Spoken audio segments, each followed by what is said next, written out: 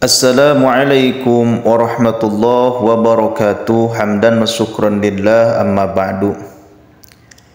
Ikhwani fillah yang dirahmati Allah Subhanahu wa taala, semoga Allah Subhanahu wa taala memberikan kesehatan jasmani dan rohani, kesehatan lahir dan batin, dan semoga Allah Subhanahu wa taala senantiasa memberikan rezeki yang berlimpah ruah kepada kita semua. Sebelum Al-Fakir melanjutkan video ini, maka tulislah sholawat di kolom komentar agar channel ini semakin berkembang, semakin banyak manfaat, semakin menghadirkan kebaikan-kebaikan.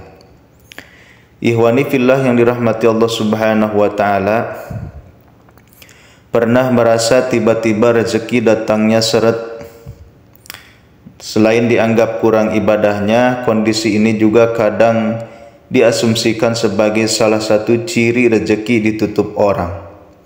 Waduh, kok bisa gitu?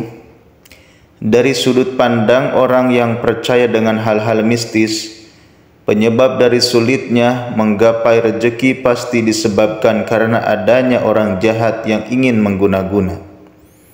Aneh, tetapi percaya enggak percaya, supaya kamu lebih jelas dengan hal ini, maka marilah kita simak ciri-cirinya. Namun seperti yang disinggung sebelumnya, banyak yang meyakini bahwa rezeki bisa saja dihalangi secara sengaja oleh sesuatu atau bahkan seseorang. Inilah beberapa alasan mengapa rezeki bisa ditutup orang lain. Yang pertama, persaingan tidak sehat. Faktor pendukung terjadinya penutupan rezeki seseorang adalah persaingan dalam dunia bisnis.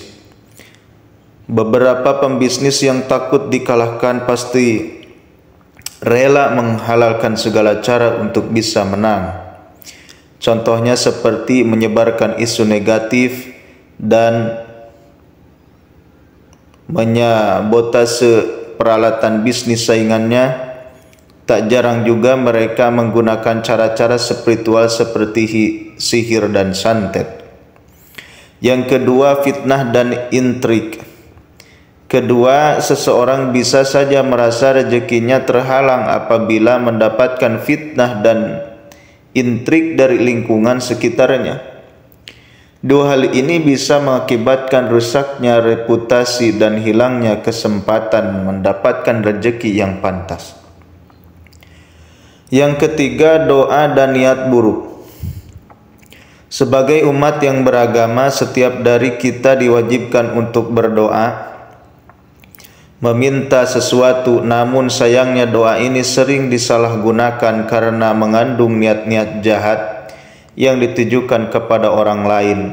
Walaupun begitu, doa yang buruk seperti itu diyakini tidak akan berhasil tanpa seizin Tuhan Yang Maha Esa.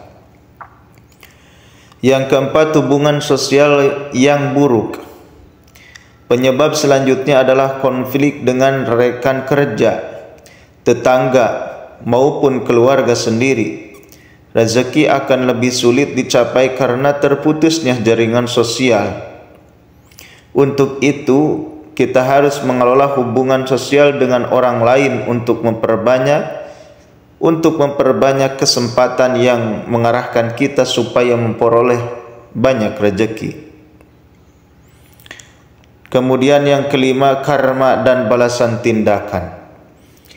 Apakah kamu percaya dengan karma? Konsep dari karma diyakini sebagai segala sesuatu yang kita lakukan akan kembali kepada diri kita, baik positif maupun negatif. Tindakan buruk yang dilakukan di masa lalu bisa saja mengaruhi atau mempengaruhi rezeki seseorang di masa kini. Ikhwani fillah yang dirahmati Allah Subhanahu wa taala, kita telah mendengarkan beberapa ciri-ciri ciri-ciri rezeki kita ditutup oleh orang lain, dan ini perlu kita waspada dan perlu kita mempunyai tamengnya atau penghalangnya, yakni selalu kita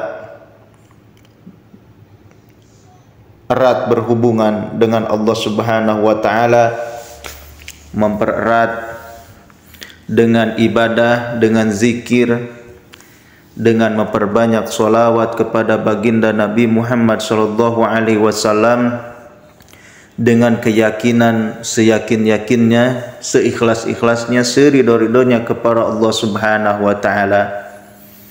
Maka dengan kita sering berzikir, sholawat dan lain sebagainya, hidup kita akan tenang, dijauhkan dari mara bahaya, dijauhkan dari fitnah, dijauhkan dari hal-hal negatif.